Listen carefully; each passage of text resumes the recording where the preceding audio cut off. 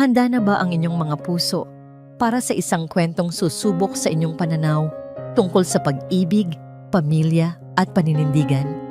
Halina't samahan ninyo akong buksan ang isang aklat ng buhay na puno ng luha, lihim at di matatawarang katapangan. Sabi nila, ang pagiging ina ay isang tungkuling iginagawad ng dugo. Pero paano kung ang isang pusong isinara na ng pighati ay biglaang kakatukin ng tatlong musmos na hindi nito kadugo?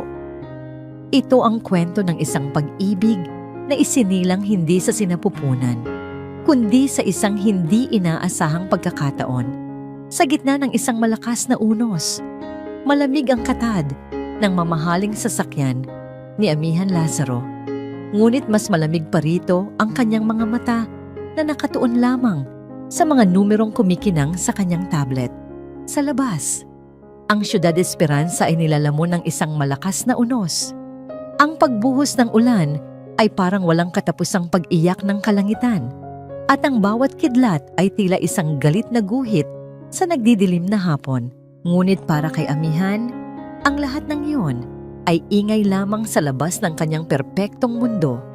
Isang mundong binuo niya mula sa abo ng kalungkutan. Isang mundong pinapatakbo ng lohika, hindi ng emosyon. Ma'am Ami, mukhang matatagalan pa tayo. Masyadong malakas ang ulan at halos hindi na umuusad ang traffic. Basag ni Mang Lando, ang kanyang tapat na driver. Sa katahimikan, hindi sumagot si Amihan.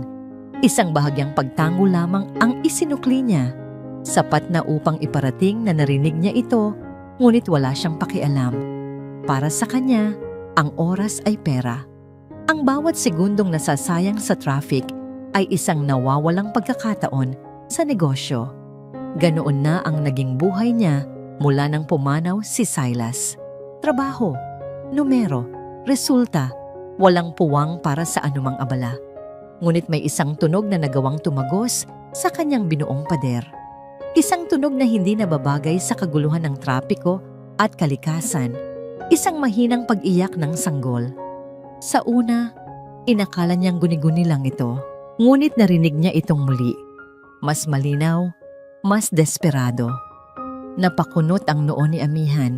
Ibinaba niya ang hawak na tablet at ang kanyang mga mata. Sa unang pagkakataon sa loob ng ilang oras, ay tumingin sa labas ng bintanang puno ng hamog. At doon, sa gitna ng intersection, sa ilalim ng rumaragasang ulan, nakita niya ang isang eksenang wawasak sa kahit anong pusong bato. Isang batang lalaki na sa tantiya niya ay hindi lalampas sa 7 o 8 taong gulang. Payat ang katawan, basang-basa ang damit na gula-gulanit. Nakayuko ito, ginagawang pananggalang ang sariling katawan at isang kapirasong karton para protektahan ang 2 maliliit na bulto na mahigpit niyang yakap-yakap sa kanyang dibdib. 2 sanggol. Nanginginig ang mga balikat ng bata. Marahil ay dahil sa ginaw o sa takot. Ngunit nang sandali itong mag-angat ng tingin at tumama ang mga mata nito sa direksyon ng sasakyan ni Amihan, isang kuryente ang tila gumapang sa buong pagkatao ng byuda. Nakita niya sa mga mata ng bata ang pinaghalong takot at isang matinding determinasyon. Ang tapang ng isang tagapagtanggol na handang ibigay ang lahat para sa kanyang mga kapatid. Parang may kung anong mainit na bagay ang biglang kumurot sa dibdib ni Amihan. Isang pakiramdam na matagal na niyang kinalimutan. Awa, habag. Mang Lando, itabi mo ang sasakyan. Utos niya. Ang boses ay mahinahon ngunit may bigat na hindi matitinag. Po? Ma'am, delikado po. Baha na sa kalsada at... Sinabi kong itabi mo. Pag-uulit ni Amihan. Sa pagkakataong ito, ay may diin na sa kanyang boses. Walang nagawa ang driver kundi sumunod. Nang huminto ang sasakyan sa gilid ng daan, hindi na nag-aksaya ng panahon si Amihan. Kinuha niya ang isang malaking payong mula sa likuran at walang alinlangan na binuksan ang pinto. Agad siyang sinalubong ng malakas na hangin at ulan, ngunit hindi niya ito ininda. Nilapitan niya ang mga bata. Nang makita siya ng batang lalaki, Lalo nitong hinigpitan ang yakap sa mga kapatid, handang protektahan sila mula sa estrangherang nakatayo sa kanilang harapan. Lumuhod si amihan, hindi inaalintana ang mamahaling bestida na nababasa ng maruming tubig baha. "Anong pangalan mo?" tanong niya sa malumanay na boses. Hindi sumagot ang bata, ngunit kitang-kita sa mga mata nito ang pagtataka. Itinuro ni amihan ang dalawang sanggol. "Kapatid mo sila?" Isang mabagal na tango ang naging sagot ng bata. "Nasaan ang mga magulang ninyo?" Umiling ang bata. At sa simpleng kilos na yon, isang patak ng luha ang kumawala mula sa mga mata nito. Humalo sa walang tigil na buhos ng ulan. Sa sandaling iyon, lahat ng luhika, lahat ng kalkulasyon, lahat ng pader na binuo ni amihan sa kanyang puso ay gumuho. Ang nakikita niya na lang ay 3 inosenteng kaluluwa na walang kalaban-laban sa bagsik ng mundo. "Halik kayo," sabi ni amihan. Ang kanyang boses ay naglalaman ng awtoridad at sa kauna-unahang pagkakataon sa loob ng maraming taon ng tunay na pag-aalala. "Sasama kayo sa akin." Bumalik siya sa sasakyan, kasunod ang 3 bata. Halata ang pagkabigla sa mukha ni Mang Lando, ngunit wala itong sinabi. Maingat na inalalayan ni amihan ang mga bata na makapasok sa loob. Amoy ulan at amoy kalye sila, ngunit wala nang pakialam si amihan. Ang tanging mahalaga ay ligtas na sila mula sa unos. Tahimik ang naging biyahe pa uwi. Nakaupo si amihan sa tabi ng batang lalaki, habang ang 2 sanggol ay mahimbing nang natutulog sa kanyang kandungan. Marahil ay dahil sa init na hatid ng sasakyan. Pinagmasdan niya ang marurungis na mukha ng mga ito. Sino sila? Saan sila nanggaling? Hindi niya alam. Ang tanging alam niya ay sa isang iglap, ang kanyang maayos at walang emosyong mundo ay biglang nagkaroon ng 3 maliliit na bagyo. Nang bumukas ang malaking gate ng Hacienda Almeda, isang malawak at marangyang mansyon na tila walang buhay, sumalubong sa kanila ang matandang kasambahay, si Yaya Nena. Ang kanyang muka ay nagpakita ng matinding pag-aalala, ngunit hindi dahil sa ulan. "Ma'am Ami, salamat sa Diyos at nakauwi na kayo. Kanina pa po ako nag-aalala." Natigilan si Yaya Nena nang makita ang 3 bata na kasama ng kanyang amo. Ang kanyang mga mata ay nanlaki sa pagtataka. "Sino po sila, ma'am?" Bago pa man makasagot si amihan, nagpatuloy ang kasambahay sa mas apurahang tono. "Ma'am, may isa pa po kayong problema." Nagtaas ng kilay si amihan habang maingat na inaabot ang isa sa mga sanggol kay Yaya Nena. "Anong problema?" Huminga ng malalim si Yaya Nena. Ang kanyang boses ay bumaba na parang isang babala. "Ma'am, si Sir Basilio po. Naghihintay sa sala." Ang pangalan ni Basilio Almeda ay parang isang malamig na dampi ng bakal sa balat ni amihan. Sa isang iglap, ang bahagyang init na naramdaman niya mula sa pag-aalala para sa mga bata ay napalitan ng pamilyar na lamig ng pagtatanggol. Ang kanyang panga ay nagtiim.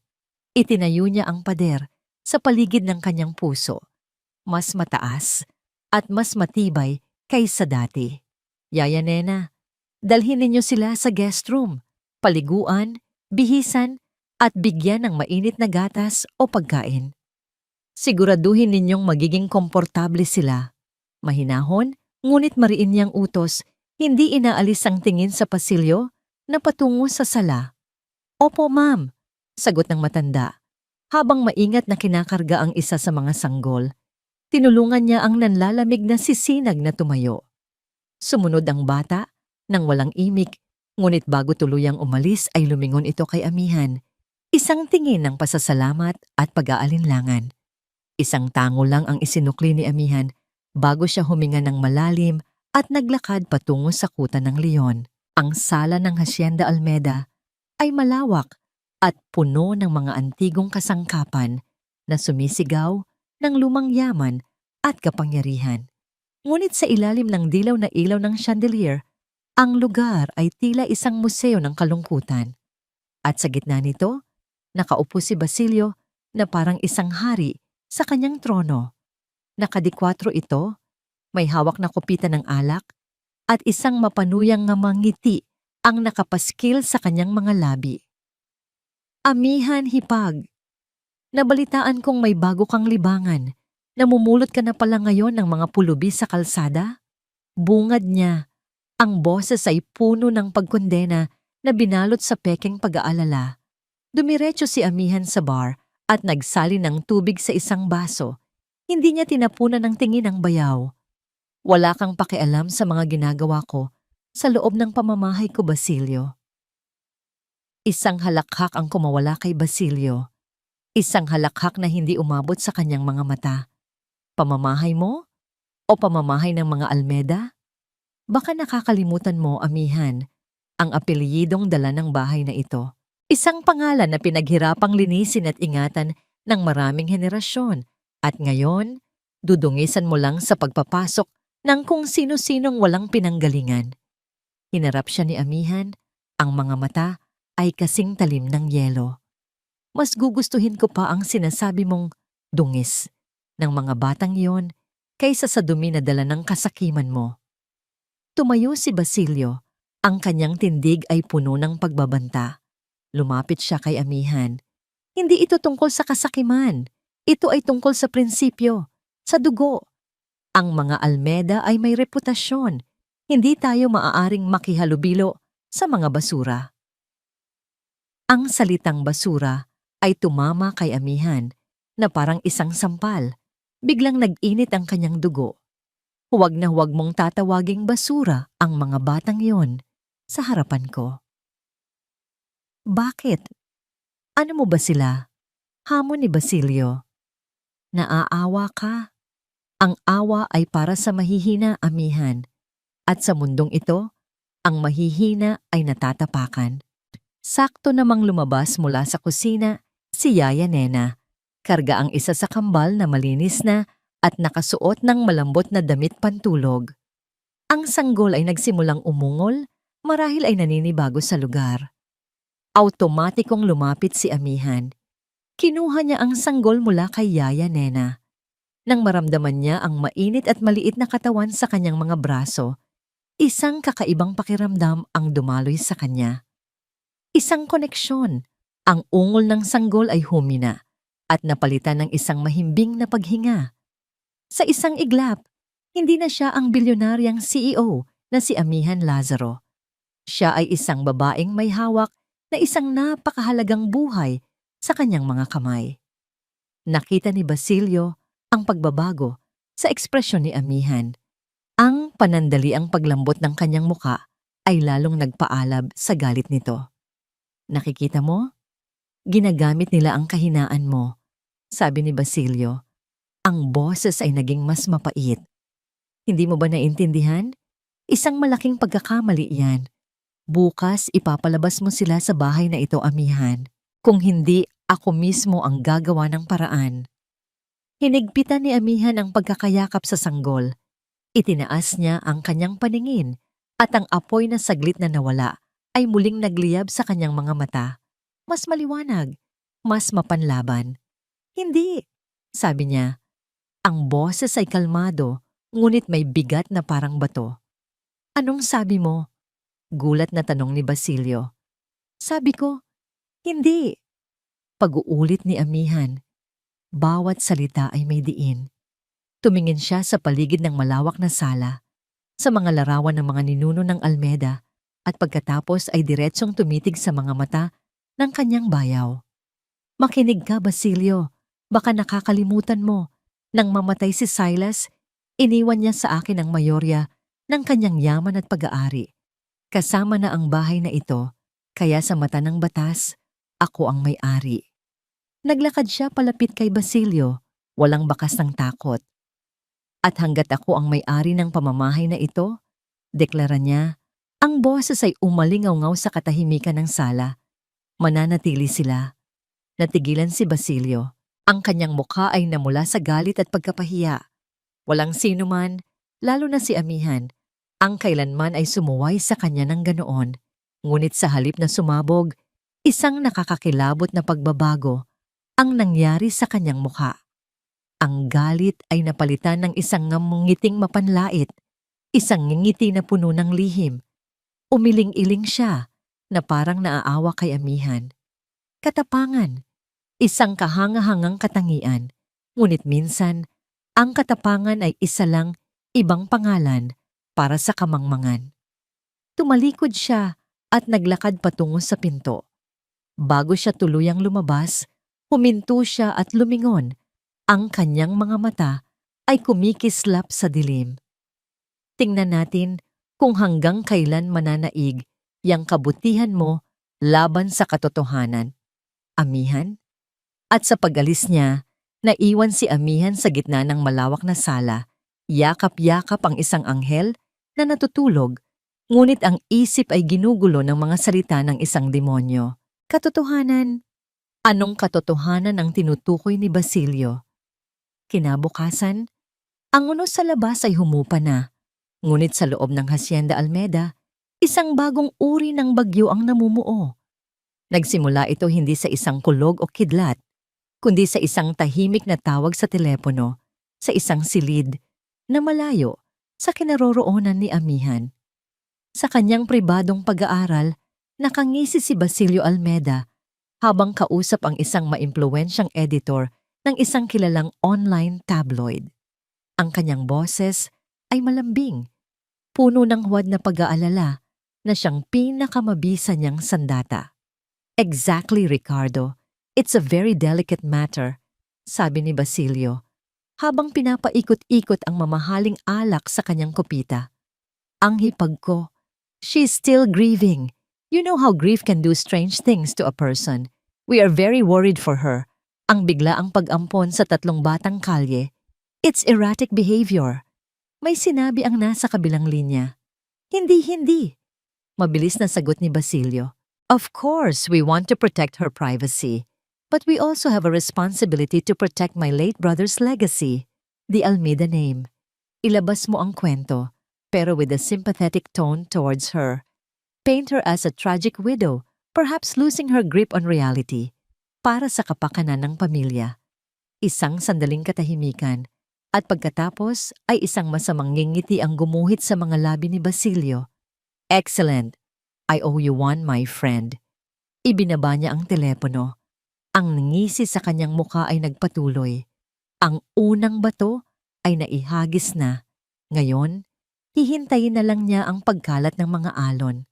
Samantala, sa kabilang bahagi ng mansyon, nararanasan ni amihan ang isang umagang hindi niya naramdaman sa loob ng mahabang panahon.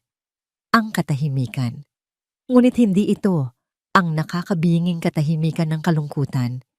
Ito ay isang payapang katahimikan na paminsan-minsan ay binabasag ng mahinang paghikbi ng isang sanggol o ng tunog ng maliliit na paa na tumatakbo sa pasilyo. Nakaupo siya sa kanyang mesa sa almusal. Hawak ang isang tasa ng kape na kanina pa lumamig. Hindi niya ito napansin. Ang kanyang atensyon ay nasa 3 bata na kasama ni Yaya Nena sa hardin. Si Sinag, sa unang pagkakataon, ay may maliit na ngiti sa labi habang pinagmamasdan ng kanyang 2 kapatid na babae na ligtas na nakahiga sa isang makapal na kumot sa damuhan. Sa isang iglap, nakita ni amihan ang isang anino ng kung ano ang maaaring maging. Isang pamilya, isang tahanan. Ngunit ang panandaliang kapayapaan ay biglang winasak ng pag-vibrate ng kanyang telepono. Isang notification mula sa kanyang personal assistant. Pagkatapos ay isa pa. At isa pa. Sunod-sunod, napakunot ang kanyang noo. Binuksan niya ang unang link. Isang tanyag na news site. Ang kanyang mukha ang bumungad sa kanya. Isang larawang kuha sa isang event noong nakaraang taon kung saan siya ay mukhang malungkot at malayo ang tingin. At sa ilalim nito, ang headline na parang suntok sa kanyang sikmura, trahedya o eksena. Bilyonaryang biyuda na si Amihan Lazaro, gumulat sa publiko sa biglaang pag-ampon ng 3 pulubi.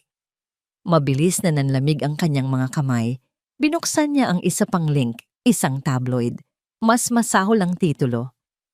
Pagluluksa o pagkabali ang nakakabahalang kilos ng nag-iisang tagapagmana ng yaman ni Silas Del Mar.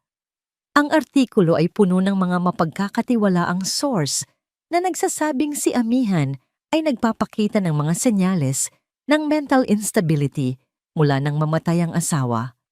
Ang pagdala niya sa mga bata sa mansyon ay inilarawan bilang isang desperadong paghingi ng atensyon o isang marupok na pagtatangkang punan ng puwang sa kanyang buhay. Bawat salita ay isang karayom na tumutusok sa kanyang pagkatao. Naramdaman niya ang pamilyar na galit na kumukulo sa loob niya. Ngunit sa ilalim nito, mayroong bagong damdamin, takot. Takot hindi para sa kanyang sarili, kundi para sa mga bata. Tumunog ang kanyang telepono, ang kanyang abogado, si Attorney Romero. Amihan, nakita mo na ba? Bungad ng abogado, ang boses ay seryoso. Oo, sagot ni Amihan. Ang boses ay nanginginig sa pinipigilang galit. Basilio, alam kong siya ang may gawa nito. Iyon din ang hinala ko. This is a character assassination, Amihan. At napakadelikado nito. He's painting you as an unfit guardian. Kung itutuloy mo ang plano mong ampunin sila, gagamitin niya ito laban sa'yo sa korte. Nag-aalangan na nagpatuloy ang abogado. Amihan, marahil ay dapat mong pag-isipang muli. For now, we can place the children in a reputable orphanage kung saan hindi. Putol ni Amihan. Ang kanyang boses ay biglang naging matatag na parang bakal. Ang pag-aalinlangan ay naglaho, napalitan ng isang malinaw na determinasyon. Hindi ko sila iiwan, Attorney Romero. Hinding-hindi. Pero ang reputasyon mo, wala akong pakialam sa reputasyon ko, giit ni Amihan. Ang mahalaga sa akin ay ang kaligtasan ng mga batang ito. Kung gusto ni Basilio ng gulo, ibibigay ko sa kanya. Magpatawag ka ng press conference ngayong hapon. Anong sasabihin mo? Tanong ng nag-aalalang abogado. Isang matapang na ngiti ang sumilay sa labi ni Amihan. Sasabihin ko sa buong mundo ang katotohanan na hindi ito isang libangan o isang pagkakamali. Sasabihin ko sa kanila na opisyal kong sisimulan ang proseso para legal na ampunin ang 3 bata. At ganoon nga ang nangyari. Pagdating ng hapon, ang isa sa mga function room ng kanyang kumpanya ay puno ng mga mamamahayag, mga kamera na kumikislap, at isang koro ng mga nagtatanong na boses. Umakyat si Amihan sa entablado, kalmado, at puno ng kumpiyansa. Sa ilalim ng matinding liwanag, hinarap niya ang lahat. Magandang hapon sa inyong lahat. Simula niya, ang kanyang boses ay malinaw at matatag. Pinatawag ko kayo ngayon para linawin ang mga espekulasyong kumakalat tungkol sa akin. Oo, totoo na may 3 bata na kasalukuyang nasa aking pangangalaga. At hindi ito resulta ng kalungkutan o pagkakaroon ng hindi matatag na pag-iisip. Ito ay resulta ng isang desisyong nanggaling sa puso. Huminga siya ng malalim. Sa araw na ito, nais kong formal na ipaalam sa lahat na sinimulan ko na ang legal na proseso upang maging opisyal na ina ni Sinag, Tala at Dalisay. Ibibigay ko sa kanila ang isang ligtas na tahanan, isang magandang kinabukasan, at lahat ng pagmamahal na nararapat sa kanila. Iyon lang po at maraming salamat. Tumalikod na sana siya nang biglang isang boses ang nangibabaw sa lahat. Isang reporter mula sa tabloid na pinakaunang naglabas ng kwento. Mrs. Lazaro, isang tanong lang po. Sigaw ng reporter. May katotohanan po ba ang usap-usapan na ang mga bata ay may kaugnayan sa yumaong asawa ninyo, si Mr. Silas Del Mar? Ang tanong ay bumagsak sa silid na parang isang bomba. Ang lahat ay natahimik. Ang lahat ng kamera ay biglang nakatutok sa mukha ni Amihan. Para kay Amihan, ang buong mundo ay tila huminto sa pag-ikot. Ang ingay ay naglaho. Ang nakikita na lang niya ay ang mapanuring mga mata ng reporter. At ang tanong ay paulit-ulit na umalingaw sa kanyang isipan. Isang matalim na kutsilyo na biglang sumaksak sa kanyang puso. Si Silas, paanong nakatayo lang siya roon, hindi makagalaw, hindi makapagsalita, habang ang buong mundo ay naghihintay ng kanyang sagot. Ang pag-uwi ni Amihan mula sa press conference ay isang malabong alaala na lamang. Ang tanging malinaw sa kanyang isipan ay ang paulit-ulit na pag-alingaw-ngaw ng tanong ng reporter, isang lason na unti-unting kumakalat sa kanyang sistema. May katotohanan po ba ang usap-usapan na ang mga bata ay may kaugnayan sa yumaong asawa ninyo, si Mr. Silas Del Mar? Paano? Sino ang nagkalat ng ganoong tsismis? At bakit? Bakit may isang bahagi sa kanya na natatakot na baka may katotohanan ito? Hindi niya namalayan ang sarili na napadpad sa isang lugar sa mansyon na matagal na niyang iniiwasan, ang pribadong library ni Silas. Ang silid ay eksakto pa rin kung paano niya ito iniwan. Ang amoy ng mga lumang libro at mamahaling kahoy ay humalo sa amoy ng alaala. Ang bawat libro sa estante, ang bawat palamuti sa mesa, ang malaking leather na upuan sa gitna. Lahat ay sumisigaw ng pangalan ng kanyang yumaong asawa. Doon siya nagkulong buong gabi, hindi siya makatulog. Ang kanyang isipan ay isang magulong karera ng mga tanong na walang sagot. Pinilit niyang alalahanin ang mga huling buwan ni Silas. Naging malihim ba ito? Naging malamig? O baka naman siya lang ang naging abala sa sarili niyang mundo para mapansin ang anumang pagbabago? Ang nostalgia na kanyang naramdaman ay hindi na puro tamis. Mayroon na itong pait ng pag-aalinlangan. Nang mag-uumaga na, isang mahinang katok sa pinto ang pumutol sa kanyang pag-iisip. Si Yaya Nena, may bakas ng pag-aalala sa mukha. Ma'am Ami, pasensya na po sa abala. Mainit po ang lagnat ni Dalisay. Isang iglap, ang lahat ng alalahanin ni Amihan tungkol sa nakaraan ay napalitan ng pag-aalala para sa kasalukuyan.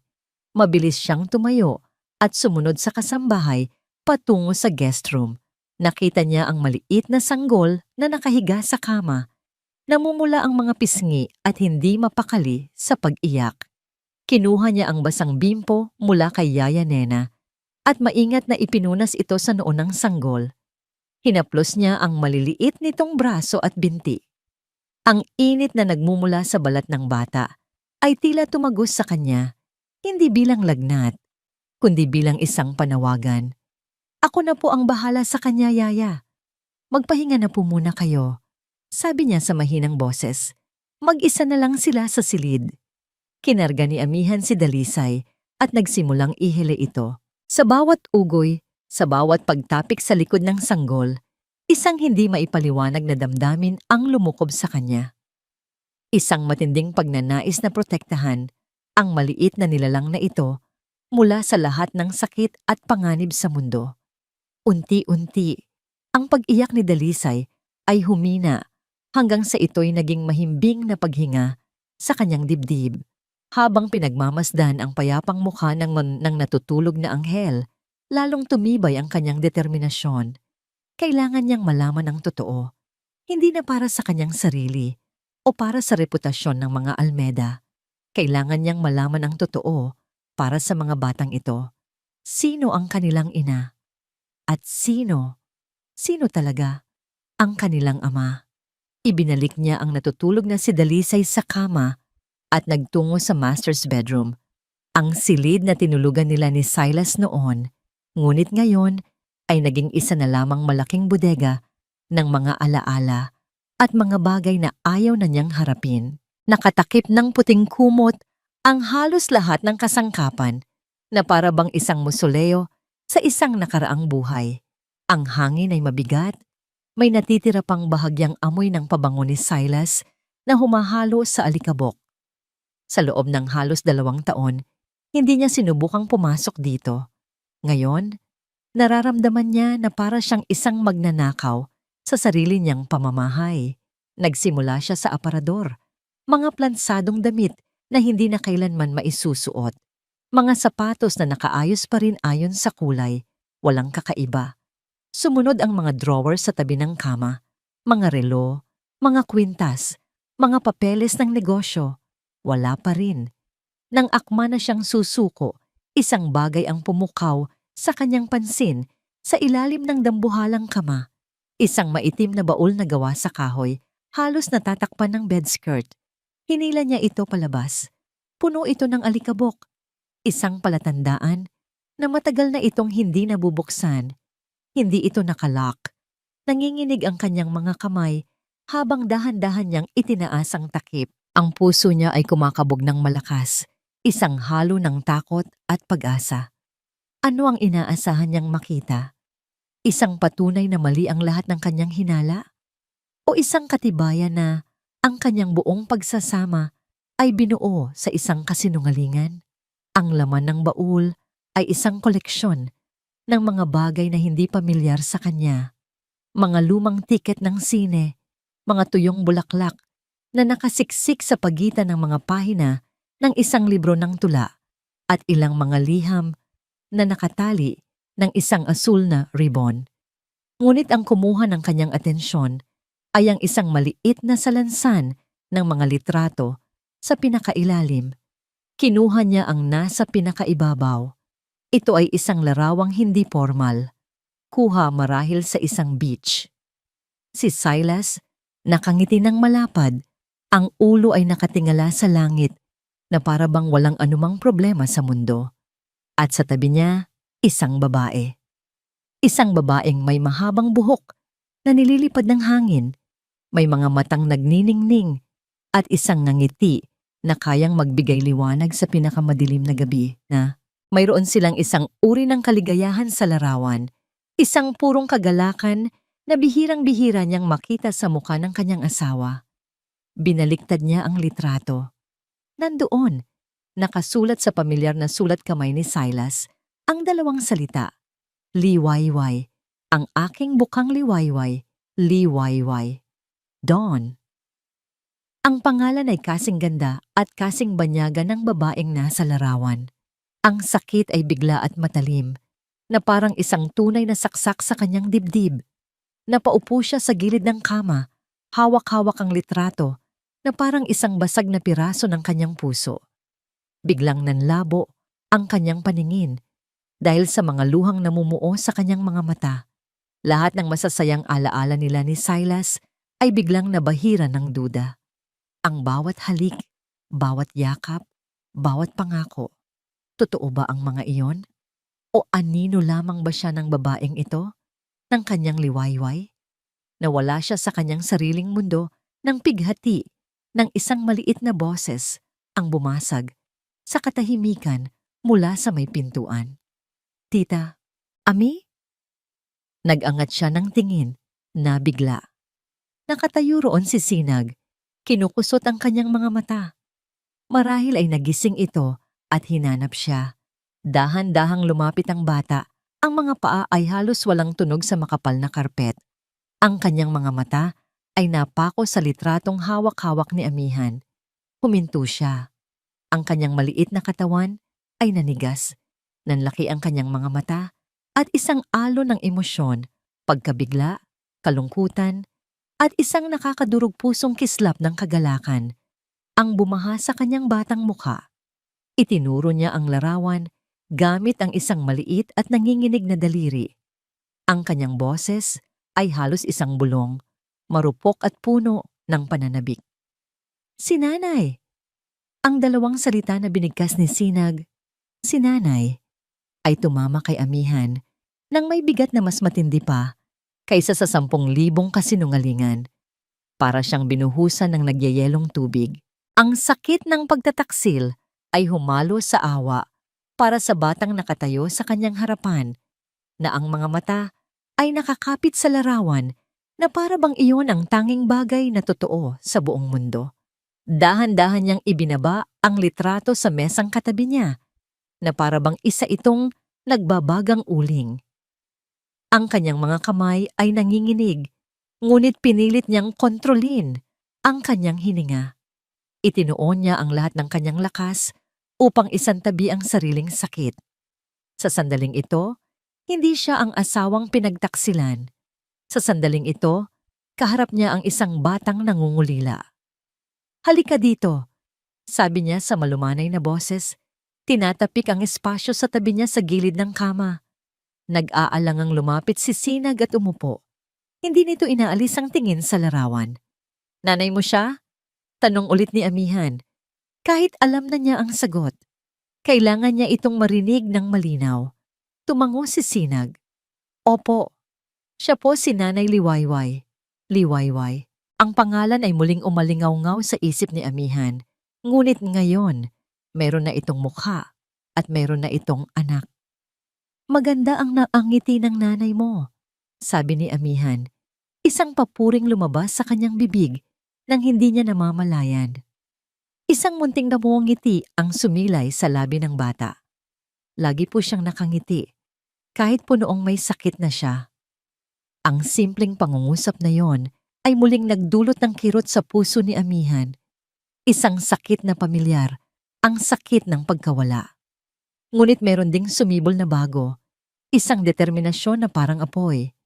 Ang mga batang ito ay nawalan na ng ina. Hindi niya hahayaang mawalan din sila ng kinabukasan dahil sa mga lihim ng nakaraan. Tumayo siya at ginulo ng bahagya ang buhok ni Sinag. "Magpahinga ka na muna ulit, ha? Bantayan mo ang mga kapatid mo para sa akin." Tumango ang bata. Pagkaalis ni Sinag, kinuha ni Amihan ang kanyang telepono at lumabas sa balkonahe. Ang malamig na hangin ng umaga ay bahagyang gumising sa kanyang manhid na pakiramdam. Idinial niya ang numero ng kanyang abogado. "Attorney Romero, Amihan here," sabi niya. Ang kanyang boses ay bumalik sa dati nitong tono. Kalmado, kontrolado, profesional. "Kailangan ko ng serbisyo ng isang private investigator. The best one you know. Discreet, fast, and thorough." "May problema ba, Amihan?" Maraming tanong na kailangan ng sagot. Sagot niya habang nakatingin sa malawak na hardin ng hasyenda. "May isang pangalan akong ibibigay sa'yo, Liwayway. I need to know everything about her. Saan siya galing? Sino ang pamilya niya? Anong naging buhay niya? Lahat." Kinahapunan, dumating ang isang lalaking naka-Amerikana. Ipinakilala bilang si Mr. David Reyes, ang imbestigador. Matapos ang isang maikling pag-uusap kung saan ibinigay ni Amihan ang kopya ng litrato at ang lahat ng impormasyong alam niya na halos wala, agad na umalis ang lalaki upang simulan ang kanyang trabaho. Habang naghihintay, isang itim na van mula sa isang courier service ang pumarada sa tapat ng mansyon. Isang lalaki ang bumaba at nag-abot ng isang makapal na brown envelope kay Yaya Nena. Nang iabot ito sa kanya, agad na kinabahan si Amihan. Ang sobre ay may selyo ng korte ng Ciudad Esperanza. Sa loob ng kanyang opisina, binuksan niya ito. Ang kanyang mga mata ay mabilis na tumakbo sa mga salitang nakaimprinta sa papel. Petition for custody. Petitioner, Basilio Almeda. Respondents, Sinag, Tala, Dalisay. Ang mundo ni Amihan ay muling gumuho. Opisyal na, si Basilio ay naghain ng formal na kaso upang kunin ang pangangalaga sa mga bata. Ang kanyang mga kamay ay naikuyom sa ibabaw ng mesa. Ang lakas ng pagkuyom niya ay sapat na para lukutin ang mga papeles. Ang lalaking yun, ang kapal ng mukha niya. Tumawag siyang muli kay Attorney Romero. "Nakuha ko na," bungad ni Amihan. Ang galit ay hindi maitago sa kanyang boses. "I was about to call you, Amihan," sagot ng abogado. Ang boses ay seryoso. "Nakausap ko ang isa sa mga staff sa korte. Ang pangunahing argumento ni Basilio ay dugo. Dahil apo siya sa tuhod ng mga Almeda at posibleng may kaugnayan ang mga bata kay Silas, igigiit niya na siya bilang pinakamalapit na kadugo ang may mas karapatan sa pangangalaga sa kanila. He's using family ties and bloodline against you. Walang puso, bulong ni Amihan. Hindi niya ginagawa ito para sa mga bata. Ginagawa niya ito para sa pera at kapangyarihan. Nang gabing iyon, habang abala ang kanyang isip sa paparating na legal na laban, tumunog ang telepono ni Amihan. Isang unknown number. Hello? Sagot niya. Ma'am Amihan Lazaro, si David Reyes po ito. Agad na napaupo ng tuwid si Amihan. Mr. Reyes, may nahanap ka na ba? Opo ma'am, may mga paunang impormasyon na po ako. Ang buong pangalan niya ay Liwayway Santos. At base sa birth certificate niya, lumaki siya sa parehong probinsya kung saan nagmula ang pamilya Almeda. Ang impormasyon ay parang isang piraso ng puzzle na biglang nalagay sa tamang lugar. Hindi sila nagkakilala sa syudad. Ang koneksyon nila ay mas malalim, mas matagal. Isang lihim na itinago sa kanya ni Silas mula pa sa simula. Mayroon pa po ma'am, nag-aalangang sabi ng investigador. May nahanap ako, isang bagay na pwedeng magbago ng lahat. Ano yon? Tanong ni Amihan. Ang kanyang puso ay nagsimulang tumibok ng mas mabilis. Isang sandaling katahimikan sa kabilang linya na para bang nag-iisip ang investigador kung paano sasabihin ang kanyang natuklasan. Pagkatapos ay sinabi niya ang mga salitang magiging susi sa lahat ng sikreto. May tala-arawan si Liwayway, isang diary.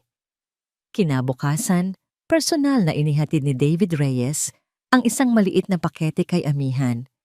Walang marka, nakabalot lamang sa simpleng brown paper. Sa loob, naroon ang isang maliit na kwaderno. Kupas na ang kulay rosas na pabalat nito at may mga tuyong dahon at bulaklak na nakasiksik sa pagitan ng ilang pahina. Sa unang tingin, mukha itong ordinaryong gamit ng isang dalagita. Ngunit alam ni Amihan na ang hawak niya ay isang kahon ng Pandora, puno ng mga lihim na maaaring magpalaya sa kanya o tuluyang wasakin siya. Hinintay niyang sumapit ang gabi. Hinintay niyang manahimik ang buong mansyon. Hinintay niyang makatulog ang tatlong bata. Ang kanilang mga payapang muka ay isang paalala kung para kanino ang laban na ito. Pagkatapos, nagkulong siya sa kanyang study, nagsali ng isang kopita ng alak at binuksan ang unang pahina. Ang sulat kamay ni Liwayway ay parang isang sayaw, puno ng buhay, puno ng pangarap. Ang mga unang pahina ay puno ng kagalakan ng isang kabataang umiibig. Nakita ko na naman siya kanina sa may ilog. Si Silas, ang mga mata niya ay parang bituin kahit sa sikat ng araw. Sabi niya, ako raw ang kanyang bukang Liwayway. Natawa lang ako, pero sa loob-loob ko, ang puso ko ay parang gustong sumabog sa kilig. Habang binabasa ni Amihan ang bawat salita, tila nanonood siya ng isang pelikula sa kanyang isipan. Nakikita niya ang dalawang teenager na nagtatakbuhan sa bukirin, naghahabulan sa ilalim ng puno ng mangga, nagpapalitan ng mga pangarap sa tabi ng ilog. Isang pag-ibig na puro at totoo. Isang pag-ibig na kailanman ay hindi niya naranasan kasama si Silas. Ang bawat salita ay isang dagok sa kanyang puso, ngunit hindi siya tumigil. Kailangan niyang malaman ang lahat. Nagbago ang tono ng tala-arawan nang magsimula silang tumuntong sa hustong gulang. Pumasok ang anino ng pamilyang Almeda. Ayaw sa akin ng ama ni Silas. Isa lang daw akong hamak na anak ng magsasaka na walang maipagmamalaki. Sinabi niya kay Silas na kung ako ang pipiliin niya, itatakwil siya at aalisan ng mana. Natatakot ako, Silas. Ayokong maging dahilan ng pagkasira ng pamilya mo. Ang sakit ng paghihiwalay ay halos madama ni Amihan sa bawat letra. Pagkatapos ay dumating ang pahina kung saan isinulat ni Liwayway ang tungkol sa kasal, ang kasal ni Silas sa kanya. Ikinasal na siya. Ang pangalan ng babae ay Amihan. Sabi ni Silas, kailangan niya itong gawin para sa pamilya, para sa negosyo. Isa raw itong kasunduan na walang pag-ibig. Pinilit kong maniwala. Pinilit kong maging matatag. Ngunit ngayong gabi, habang isinusulat ko ito, ang mga luha ko ang nagsisilbing tinta. Paano ako lalaban kung ang kalaban ko ay ang buong mundo? Napapikit si amihan. Ang sakit ay napakatindi siya. Siya ang kalaban sa kwento ng pag-ibig na ito. Isang kontrabidang hindi man lang alam na bahagi siya ng isang trahedya. Ngunit nagpatuloy si Liwayway. Nagpatuloy si Silas na makipagkita sa kanya ng palihim. Ang kanilang pag-ibig ay naging isang ipinagbabawal na apoy, mas mapanganib, ngunit mas nag-aalab. At pagkatapos, dumating ang kumpirmasyon na matagal nang kinakatakutan ni amihan. 2 buwan na akong nahuhuli. Sa una, ayokong tanggapin. Ngunit kanina, kinumpirma ng doktor. Nagdadalang tao ako. Magiging ama na si Silas. Hindi ko alam kung ito ay isang biyaya o isang sumpa. Paano namin ito sasabihin sa lahat? Paano ko palalakihin ang anak ko sa ganitong sitwasyon? Sinundan ito ng mga pahina ng takot, pag-aalinlangan, at panandali ang pag-asa. Hanggang sa dumating ang pahina kung saan ipinanganak ang kambal. 2 sila, 2 anghel, 1 tala at 1 dalisay. Kamukhang kamukha sila ni Silas. Nang makita niya ang mga anak namin, umiyak siya. Nangako siya na hindi niya kami pababayaan. Aayusin daw niya ang lahat. Magtitiwala ako. Para sa mga anak ko, magtitiwala ako sa kanya. Tama nga ang hinala niya. Sila ay mga anak ni Silas. Ang kanyang asawa ay may ibang pamilya. Napasubsob si amihan sa mesa. Ang kanyang mga balikat ay nanginginig sa tahimik na pag-iyak. Isang pag-iyak para sa sarili, para kay Liwayway, at para sa isang buhay na puno ng kasinungalingan. Matapos ang ilang sandali, pinunasan niya ang kanyang mga luha. Tinapos niya ang kanyang alak sa isang lagok. Kailangan niyang tapusin ang pagbabasa. Malapit na siya sa dulo. Binaliktad niya ang huling pahina, ngunit ang huling pahina ay blangko. Napakunot ang kanyang noo. Tiningnan niya ng mabuti. May bakas. Isang bakas na nagpapatunay na may pahinang marahas na pinilas mula sa kwaderno. Ang pinakahuling pahina, ang pinakamahalaga, ay nawawala. Isang pakiramdam ng matinding pagkabigo at pagkadismaya ang bumalot sa kanya. Nasaan ang kasagutan? Ano ang nangyari? Bakit ito pinilas? Sino ang pumilas nito? Kinabukasan, sa unang pagdinig ng kaso sa korte, ang pakiramdam na yon ay lalong lumala. Ang abogado ni Basilio, isang tuso at walang awang lalaki, ay iprinisinta ang kanyang kliyente bilang isang nag-aalalang tiyuhin na nais lamang protektahan ang posibleng mga kadugo.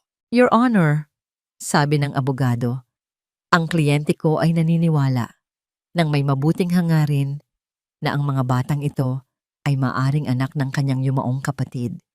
At bilang nag-iisang malapit na kamag-anak, siya ang may moral at legal na obligasyon na alagaan sila, hindi isang estranghero na, aminin man natin o hindi, ay dumadaan sa isang mahirap na emosyonal na yugto. Pagkatapos ay inilabas ng abogado ang kanyang alas. Your Honor, mayroon nun po kaming ebidensya na magpapatunay na ang ina ng mga bata, isang Liwayway Santos, ay nabuhay sa takot sa ilalim ni Mr. Silas Del Mar. Nagulat si amihan. Anong pinagsasabi niya? Nagplay ang abogado ng isang audio recording sa korte. Ang boses ay malinaw na kay Liwayway, garalgal at puno ng takot. Hindi ko na kaya. Kailangan kong umalis. Kailangan kong itakas ang mga anak ko. Natatakot ako sa kung anong kaya niyang gawin. Ang boses ay biglang naputol. Parang bombang sumabog ang recording sa loob ng korte. Si Silas, isang banta. Ang Silas na kilala niyang malumanay at umiiwas sa gulo. Imposible. Ang recording na ito, pagpapatuloy ng abogado ni Basilio na may kasamang pagmamalaki, ay patunay na si Mr. Del Mar ay hindi isang mabuting impluensya at ang paglalagay sa mga bata sa pangangalaga ng kanyang byuda ay magdudulot lamang ng panganib sa kanilang kapakanan. Objection, Your Honor. The recording is edited. It's taken out of context. Sigaw ni Atty. Romero. Ngunit huli na. Ang pinsala ay nagawa na. Tumingin si amihan kay Basilio na nakaupo sa kabilang panig ng silid. Isang munting, nagtatagumpay ng ngiti ang nakapaskil sa kanyang mukha. Siya. Alam ni amihan. Siya ang may kinalaman dito. Ngunit paano? Paano niya nakuha ang recording at nasaan ang karugtong nito? Ang isip ni amihan ay bumalik sa nawawalang pahina ng tala-arawan. Ang sagot ay naroon. Sigurado siya, ang sagot na magpapalaya sa mga bata at maglalantad sa tunay na kulay ni Basilio ay nasa pahinang iyon. Ngunit ang pahina ay wala na. At habang nakikita niya ang pag-aalala sa mukha ng kanyang abogado at ang pagkunot ng noo ng hukom, isang nakakakilabot na katotohanan ang nagsimulang gumapang sa kanyang puso. Sa laban na ito, sa unang pagkakataon, siya ang dehado. Ang tunog ng martilyo ng hukom ay pumukpok hindi lamang sa kahoy, kundi pati na rin sa puso ni amihan. Isang tunog na nagselyo sa isang pansamantalang hatol na parang isang habang buhay na parusa. Alang-alang sa kapakanan ng mga menor de edad, deklara ng hukom, ang kanyang boses ay walang emosyon. Habang hinihintay ang resulta ng DNA testing at ang mga susunod na pagdinig, ang pangangalaga, kinasinag, tala, at dalisay ay pansamantalang ililipat sa isang pasilidad ng Social Welfare Department. Hindi makahinga si amihan. Ang mga salita ay umalingaw-ngaw sa kanyang tainga, ngunit hindi niya lubos na maintindihan. Inililipat? Saan? Ang mga bata. Alisin sa kanya? Tumingin siya kay Atty. Romero na mabilis na tumayo. Your Honor, we strongly object. My client has provided a safe and loving home for these children. And your objection is noted, counsel. Sagot ng hukom, hindi man lang nag-angat ng tingin mula sa mga papeles. Ngunit dahil sa mga seryosong alegasyon at sa disturbing na audio evidence na iprinisinta, ang korte ay naniniwala na ang isang neutral na kapaligiran ang pinakamainam para sa mga bata sa ngayon. This is temporary. This is not a final judgment. Pansamantala. Ang salita ay dapat sanang magbigay ng kaunting pag-asa, ngunit para kay amihan, wala itong pinagkaiba sa salitang magpakailanman. Tumingin siya sa kabilang panig ng silid. Nakita niya ang mukha ni Basilio, walang halakhak, walang pagmamalaki, isang malamig, kalkulado, at nagtatagumpay ng ngiti lamang ang gumuhit sa kanyang mga labi habang nakatingin ito sa kanya. Isang nangiting nagsasabing, panalo ako, natalo ka. Ang pag-uwi sa mansyon ay ang pinakamabigat na biyaheng naranasan ni amihan sa buong buhay niya. Ang bawat metro na tinatakbo ng sasakyan palapit sa Hacienda Almeda ay isang metro na naglalapit sa kanya sa pinakamasakit na pamamaalam. Pagdating nila, 2 social worker na ang naghihintay, kasama ang ilang unipormadong pulis para sa seguridad. Ang kanilang presensya ay isang paglapastangan sa kabanalan ng isang tahanan. Mrs. Lazaro, kailangan na po naming isama ang mga bata, sabi ng babaeng social worker sa isang malumanay ngunit matatag na boses. Pumasok si amihan sa silid kung nasaan ang mga bata. Si Yaya Nena ay umiiyak na sa isang sulok. Ang kambal, na parang nararamdaman ng bigat sa paligid, ay nagsisimula na ring maging iritable. Si Sinag naman, matalino para sa kanyang edad, ay alam na mayroong mali. Nang makita niya ang mga estranghero sa likod ni amihan, agad siyang tumakbo at yumakap nang mahigpit sa mga binti nito. Tita Ami, sino po sila? Aalis na po ba tayo? Lumuhod si amihan para magpantay sila ng bata. Hinawakan niya ang maliliit nitong balikat. Pinilit niyang ngumiti. Isang ngiting basag at puno ng sakit. Sinag, makinig ka sa akin. Kailangan ninyong sumama muna sa kanila, ha? Pero saglit lang to. Pangako, babalikan ko kayo. Babalikan ko kayo kaagad. Ayoko po. Sigaw ng bata. Ang mga luha ay nagsimula nang mamuo sa kanyang mga mata. Dito lang po kami. Dito lang po sa inyo. Ang mga salitang iyon ay parang mga punyal na tumusok sa puso ni Amihan. Anak, kailangan. Nabasag ang kanyang boses. Hindi niya kayang tapusin ang sasabihin. Dahan-dahang lumapit ang social worker. Sinag, halika na. Magiging maayos din ang lahat. Umiling-iling si Sinag, lalong humigpit ang yakap kay Amihan. Ayoko, wag niyo po kaming kunin. Ang isa pang social worker ay kinuha na ang umiiyak na si Tala mula sa kuna, habang si Yaya Nena naman ay walang magawang binuhat si Dalisay. Para ibigay din. Ang tanawin ay isang purong agonya. Ang tunog ng pag-iyak ng tatlong bata ay pumuno sa buong mansyon. Isang pulis ang marang humawak sa balikat ni Sinag para ihiwalay ito kay Amihan. Sa huling sandali, habang hinihila na siya palayo, tumingin si Sinag kay Amihan. Ang kanyang mukha ay basang-basa ng luha. Ang kanyang mga mata ay puno ng takot at pagkalito. At sa huling pagkakataon, sumigaw siya ng isang salitang bumasag sa natitirang piraso ng puso ni Amihan. Inay Ami. At pagkatapos, wala na sila. Dinala sila palabas, isinakay sa van, at umalis. Ang tunog ng sirena ay unti-unting humina. Hanggang sa ang tanging natira na lang ay isang nakakabinging katahimikan. Ang Hacienda Almeda, na sa loob ng ilang araw ay nagsimulang magkaroon ng buhay, ay muling naging isang malaking puntod. Ang bawat sulok ay sumisigaw sa kanilang pagkawala. Ang bawat silid ay malamig at walang laman. Naglakad si Amihan na parang isang multo. Ang kanyang mga paa ay dinala siya pabalik sa silid panauhihin kung saan sila natutulog. Ang amoy ng baby powder ay nasa hangin pa. Isang maliit na medyas ang naiwan sa sahig. Sa ibabaw ng mesa may isang papel na may mga guhit ni Sinag. Umupo siya sa sahig, sa gitna ng silid na puno ng mga alaala ng mga batang kinuha sa kanya. Kinuha niya ang isang maliit na stuffed toy na laging yakap ni Tala. Niyakap niya ito ng mahigpit at doon, sa wakas, bumigay siya. Ang malakas at matatag na si Amihan Lazaro ay humagulgol. Isang iyak na nanggagaling sa pinakailalim ng kanyang kaluluwa. Isang iyak ng isang inang nawalan ng anak. Isang iyak ng pagkatalo, ng pighati, ng kawalan ng pag-asa.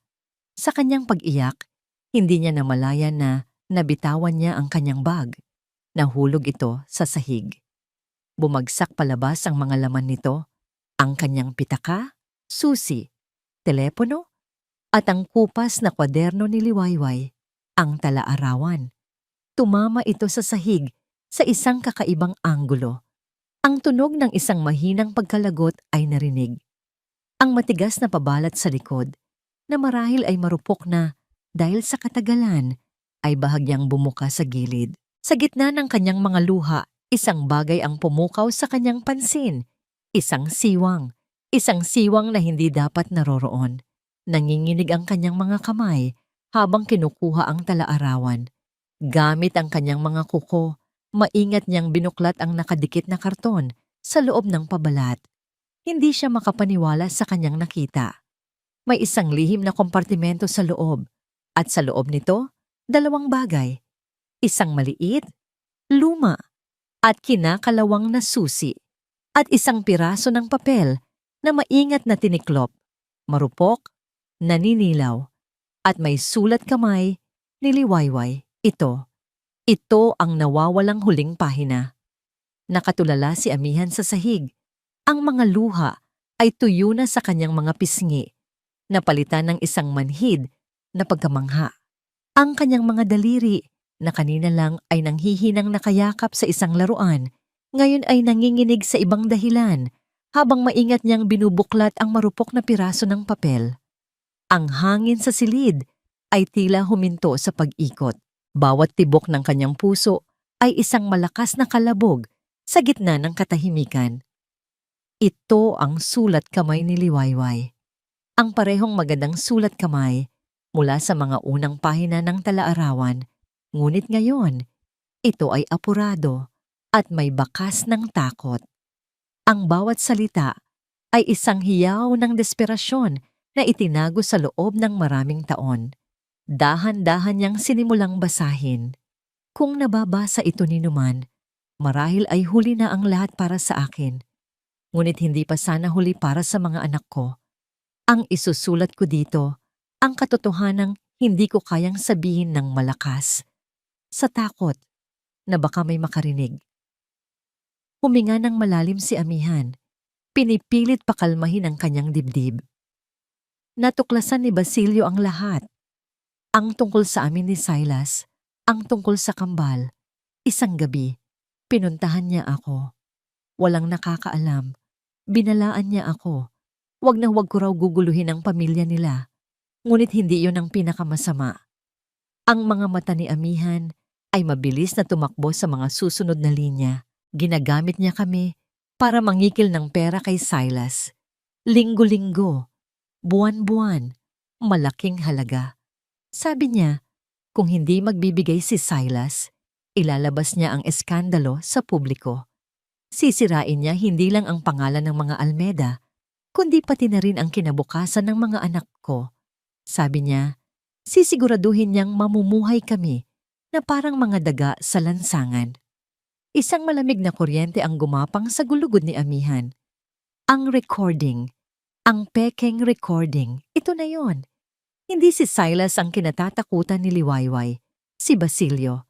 Napatakip siya sa kanyang bibig.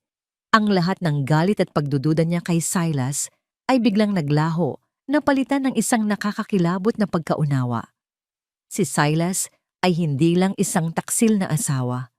Isa rin siyang biktimang kinulong ng sarili niyang kapatid. Isang amang desperadong prinotektahan ang kanyang mga anak sa paraang alam niya. Nagpatuloy siya sa pagbabasa. Ang kanyang mga mata ay nanlalabo na dahil sa panibagong mga luha, ngunit hindi na ito luha ng pighati, kundi luha ng galit at awa. Sinabi sa akin ni Silas na huwag mag-alala. Gumagawa raw siya ng paraan. Palihim niyang iniipon ang lahat ng ebidensya laban kay Basilio, mga kopya ng bank transfer, mga liham ng pananakot. Itinatago niya ang lahat sa isang lugar na ligtas, isang lugar na hindi kailanman maiisip ni Basilio na hanapin. At doon, sa huling bahagi ng sulat, ang sagot. Ibinigay niya sa akin ang susi. Sabi niya, kung may mangyaring masama sa kanya, gamitin ko ito. Ito raw ang magbibigay ng kalayaan sa mga anak namin. Isang safety deposit box sa National Central Bank, box number 3. Ito ang aming pag-asa. Pag-asa. Paulit-ulit na binasa ni Amihan ang salitang iyon. Pag-asa. Isang salitang akala niya ay tuluyan ng namatay kasama ng pag-alis ng mga bata kanina. Tumingin siya sa kanyang palad. Naroon ang susi, malamig, kinakalawang. Ngunit para sa kanya, ito ang pinakamakinang na bagay sa buong mundo. Hindi ito ordinaryong susi. Ito ang susi sa katotohanan. Ito ang susi para mabawi sina Sinag, Tala at Dalisay. Ito ang susi sa pagbagsak ni Basilio Almeda. Ang pighati sa kanyang puso ay hindi naglaho, ngunit nabigyan ito ng isang bagong anyo. Ang malambot na sakit ay tumigas at naging isang matalim na sandata. Ang kanyang mga luha ay tumigil sa pagpatak. Ang kanyang mga nanginginig na kamay ay naging matatag. Tumayo siya. Ang kanyang likod, na kanina lang ay hukot sa pagkatalo, ay dahan-dahang tumuwid. Ang kanyang mga mata, na kanina lang ay puno ng kawalan ng pag-asa, ay nag-apoy sa isang malamig at mapanlabang liwanag. Kinuha niya ang kanyang telepono. Hindi na siya nag-alinlangan. Idinial niya ang numero ng kanyang abogado. Attorney Romero, sabi niya, Ang kanyang boses ay hindi na basag o mahina. Ito ay kalmado, matatag, at kasing lamig ng bakal. May pagbabago sa plano. Amihan, anong nangyari? Nag-aalalang tanong ng abogado sa kabilang linya. Isang bahagyang ng ngiti ang sumilay sa mga labi ni Amihan, isang ngiting hindi aabot sa kanyang mga mata. Isang ngiti ng isang general na handa ng sumabak sa gera. May alas na tayo, sabi niya, habang mahigpit na hinahawakan ng susi sa kanyang palad. At sisiguraduhin kong babagsak si Basilio. Samantala, sa isang madilim at mausok na opisina sa kabilang panig ng Ciudad Esperanza, si Basilio Almeda ay kaharap ang isang lalaking may peklat sa mukha at may mga matang kasing lamig ng ahas. Isang kilalang loan shark. "Relax ka lang, Mr. Chua," sabi ni Basilio. Pinupunasan ng pawis sa kanyang noo gamit ang isang mamahaling panyo. "Sinabi ko naman sa'yo, onting-onti na lang. The court is on my side. Once makuha ko ang custody ng mga bata, makukuha ko na rin ang control sa trust fund nila. Malaki yon. More than enough to pay you back. With interest." Ang lalaki ay hindi ngumiti. Kumuha ito ng isang balisong at nagsimulang linisin ang kanyang mga kuko. "Marami ka nang sinasabi, Basilio. Ang gusto ko lang marinig ay ang tunog ng perang pumapasok sa aking account. 1 linggo. Bibigyan kita ng 1 linggo." Napatulala si Basilio. 1 linggo? Pero 1 linggo, pag-uulit ng lalaki. Sa pagkakataong ito, ay itinusok niya ang dulo ng balisong sa kahoy na mesa, ilang pulgada lang mula sa kamay ni Basilio. "Kung hindi, alam mo na kung ano ang kasunod." Ang National Central Bank ay isang dambuhalang gusali na gawa sa salamin at bakal, isang monumento ng kapangyarihan at pera. Para sa karamihan, ito ay simbolo ng seguridad. Ngunit para kay Amihan, habang naglalakad siya sa malamig nitong sahig na gawa sa marmol kasama si Attorney Romero, ito ang huling hantungan ng katotohanan. Ang hangin sa loob ng vault ay malamig at may kakaibang amoy, pinaghalong amoy ng lumang papel at metal. Ang katahimikan ay halos sagrado, binabasag lamang ng mahinang pag-click ng kanilang mga sapatos at ng mekanikal na tunog ng pagpihit ng mga kandado. Ang bawat hakbang papalapit sa hanay ng mga safety deposit box ay nagpapabigat sa kanyang dibdib. Ang kaba at pananabik ay naghahalo sa loob niya, isang nakakainip na cocktail ng emosyon. "Box number 322, sabi ni Amihan sa empleyado ng bangko. Ang kanyang boses ay mas kalmado kaysa sa kanyang nararamdaman. Ginabayan sila ng empleyado sa isang pribadong silid.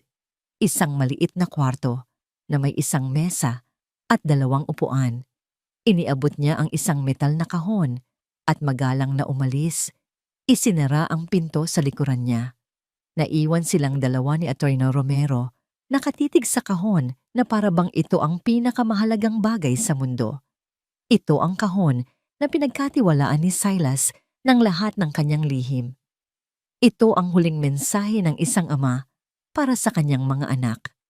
Inilagay ni Amihan ang kinakalawang na susi sa seradura. Sakto. Huminga siya ng malalim at dahan-dahang pinihit ito. Isang malakas na click ang umalingaw-ngaw sa katahimikan. Itinaas niya ang takip. Sa isang iglap, pareho silang natigilan ni Attorney Romero. Ang kanilang inaasahan ay ilang pirasong papel lamang, marahil ay isang sulat. Ngunit ang kahon ay halos puno. Maingat na inayos na parabang alam ng naglagay na darating ang araw na bubuksan ito. Sa pinakaibabaw ay isang makapal na salansan ng mga bank statement at resibo ng wire transfer. Ang mga petsa ay sumasaklaw sa halos 5 taon. Ang mga pangalan ay malinaw, mula sa isang pribadong account ni Silas Delmar patungo sa iba't ibang offshore accounts na nakapangalan sa mga dummy corporation. Ngunit ang lahat ng ito, ayon sa masusing pagsisiyasat ni Silas, ay direktang konektado sa isang tao, Basilio Almeda. Ang mga halaga ay nakakagulat. Sapat na para bumili ng isang maliit na kumpanya. Ito ang presyo ng pananahimik. Diyos ko, bulong ni Atty. Romero habang mabilis na sinusuri ang mga dokumento. This is systematic extortion, blackmail of the highest order. This is more than enough to put him behind bars for a very long time. Ngunit mayroon pa. Sa ilalim ng mga bank statement, mayroong ilang mga liham na nakasulat sa opisyal na letterhead ni Silas. Ang mga ito ay naka-address sa kanyang personal na abogado noon, isang taong pinagkakatiwalaan niya bago ito pumanaw dahil sa sakit. Kinuha ni Amihan ang isa at binasa ito ng malakas. Kung nababasa mo ito, ibig sabihin ay may nangyaring masama sa akin. Alam ko ang panganib. Alam kong si Basilio ay parang isang ahas na naghihintay ng tamang oras para tumuklaw. Ngunit hindi ko maaaring isuko ang aking mga anak. Ginagawa ko ito para protektahan sila. Ang lahat ng perang ibinibigay ko ay hindi dahil sa takot para sa aking sarili, kundi para bilhin ang kanilang kaligtasan at katahimikan. Ang bawat salita ay isang patunay ng pagmamahal ng isang ama. Si Silas, ang lalaking inakala niyang nagtaksil sa kanya, ay isa palang bilanggo na gumagawa ng lahat para sa kanyang lihim na pamilya. Isang mainit na likido ang namuo sa mga mata ni Amihan, ngunit mabilis niya itong pinigilan. Hindi ito ang oras para sa luha. At sa pinakailalim ng kahon, may isang bagay na nakabalot sa itim na tela. Isang maliit na digital voice recorder. Nagkatinginan sila ni Atty. Romero. Ito na marahil iyon. Pinindot ni Amihan ang play. Sa una, ingay lang. Pagkatapos ay ang boses ni Silas. Basilio, ano na naman ang kailangan mo? Sumunod ang boses ni Basilio, puno ng pagkasuklam at kasakiman. Simple lang, kapatid. Kailangan ng pamilya mo ng suporta. At ang suportang iyon ay may presyo. Binigyan na kita nung nakaraang buwan. Kulang pa yon, sigaw ni Basilio. Alam mo ba kung gaano kamahal ang manahimik? Lalo na't ang kapalit ay ang reputasyon ng buong pamilyang Almeda? Isipin mo, Silas, isang salita ko lang sa media, isang tawag ko lang sa mga reporter, at ang perpekto mong buhay kasama ang reyna mong si Amihan ay guguho. At ang babae mo? Si Liwayway at ang mga bastardo mong anak? Itataboy sila na parang mga aso. Ang hininga ni Amihan ay halos mapatid. Huwag mong idamay ang mga bata dito, Basilio. Galit na sagot ni Silas at sumunod ang pinakakikilabot na bahagi. Ang bahagi na pinutol ni Basilio sa korte. Bakit hindi? Isang nakakakilabot na tawa ang narinig mula kay Basilio. Sila ang alas ko, Silas. Kaya kung ako sa'yo, magpapadala ka ulit. Kung hindi, baka isang araw mabalitaan mo na lang na may nangyaring aksidente kay Liwayway at sa mga anak mo. Mahirap ang buhay sa probinsya, di ba? Maraming pwedeng mangyari. Pinatay ni Amihan ang recorder. Ang katahimikan sa silid ay mas mabigat pa kaysa dati. Ang kasamaang narinig nila ay halos pisikal, isang lason sa hangin. Ito na ang lahat. Ang nawawalang piraso, ang katotohanan. Habang inaayos ni Atty. Romero ang lahat ng ebidensya sa isang malaking folder, ang telepono ni Amihan ay nag-vibrate. Isang email mula sa laboratorio. Binuksan niya ito. Ang resulta ng DNA test, 99.99%. Si Tala at Dalisay ay mga anak ni Silas Del Mar. Isinara ni Amihan ang kanyang mga mata. Sa isang iglap, ang lahat ng sakit, galit at pagkalito sa nakalipas na mga araw ay naglaho, napalitan ng isang dalisay at absolutong kalinawan. Alam na niya ang kanyang gagawin. Tumingin siya sa kanyang abogado. Ang kanyang mukha ay isang maskara ng determinasyon. Bukas ang huling pagdinig, sabi ni Atty. Romero, na parang nababasa ang kanyang iniisip. Ang kanyang boses ay puno ng pananabik para sa darating na laban. Handa ka na ba, Amihan? Hindi ngumiti si Amihan. Ang kanyang mga mata ay parang dalawang matalim na espada. Ipinanganak akong handa. Ang silid di hukuman ay isang hurno ng tensyon. Ang bawat paggubo, bawat paggalaw ng papel, bawat pag-click ng ballpen ay umalingaw-ngaw sa nakakabinging katahimikan. Para kay Basilio Almeda, ang tensyon na ito ay isang matamis na musika. Tapos na ang laro. Sa isip niya, hinihintay na lang niya ang huling nota. Nakaupo siya ng may kumpiyansa, ang kanyang mamahaling damit ay hindi lukot, ang kanyang buhok ay maayos na nakas petrolyo. Isang larawan ng isang taong sigurado na sa kanyang pagkapanalo. Ang kanyang abogado ay tumayo para sa huling pahayag. Ang boses nito ay puno ng pekeng simpatiya. Your Honor, simple lang po ang aming hiling. Ang maibigay sa mga batang ito, ang isang pamilyang may tunay na koneksyon sa kanila. Isang pamilyang may dugong Almeda. Ang aking kliyente, si Mr. Basilio Almeda, ay handang-handang ibigay ang isang matatag na tahanan, malayo sa emosyonal na kaguluhan at kontrobersya na kasalukuyang bumabalot kay Mrs. Lazaro. Tumingin ang abogado kay amihan na para bang isa itong kaawa-awang nilalang. Naiintindihan po namin ang kanyang pinagdadaanan, ngunit hindi natin maaaring isakripisyo ang kapakanan ng 3 inosenteng bata para lamang sa isang biyudang marahil ay naghahanap lamang ng lunas sa sarili niyang kalungkutan. Pinanood ni amihan ang buong pagtatanghal nang walang imik. Ang kanyang muka ay kalmado, parang isang lawa na walang bahid ng alon. Ngunit sa ilalim nito, isang bagyo ang nag-aalimpuyo. Ang kanyang katahimikan ay hindi kahinaan. Ito ay ang katahimikan bago ang pagtama ng isang malakas na kidlat. Nang matapos ang abogado ni Basilio, tumayo si Attorney Romero. Walang drama, walang mahabang panimula. Your Honor, sabi niya sa isang malinaw at matatag na boses, nais po naming ipresenta ang resulta ng opisyal na DNA test na isinagawa sa mga batang sinatala at dalisay. Iniabot niya ang isang selyadong sobre sa clerk of court.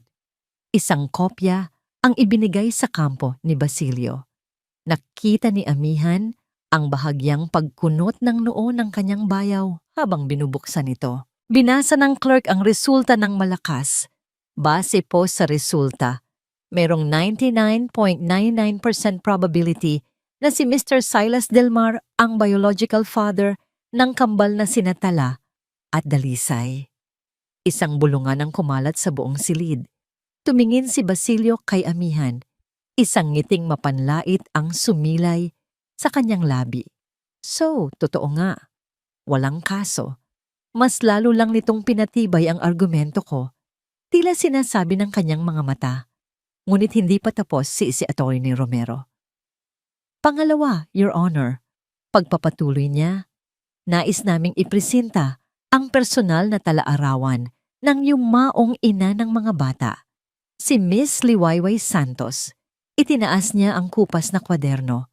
Sa loob nito, isinalaysay niya ang isang malalim at tunay na pag-iibigan sa pagitan nila ni Silas Delmar. Isang kwentong taliwas sa sinasabing takot na ipinipilit ng kabilang kampo. Ang ngiti sa mukha ni Basilio ay bahagyang naglaho. Nagsimula siyang hindi mapakali sa kanyang upuan. At panghuli, Your Honor, sabi ni Attorney Romero, ang kanyang boses ay biglang bumigat. Ang audio recording na iprinisinta ng kabilang panig ay tama sila. Ito ay totoong boses ni Liwayway at ni Silas. Ang problema nga lang, ito ay pinutol, in-edit, tinanggalan ng konteksto. Tumingin siya ng direkta sa hukom. At ngayon, nais naming iparinig sa buong korte ang buo at hindi pinutol na recording. Isang malamig na kaba ang biglang gumapang sa buong pagkatao ni Basilio. Ang kanyang mukha ay biglang namutla. Objection, Your Honor. This is inadmissible. Ito ay paninira lamang. On what grounds, counsel? Tanong ng hukom. Ang interes ay malinaw na sa kanyang mukha. I will allow it. Play the recording. Pinindot ni Attorney Romero ang play button.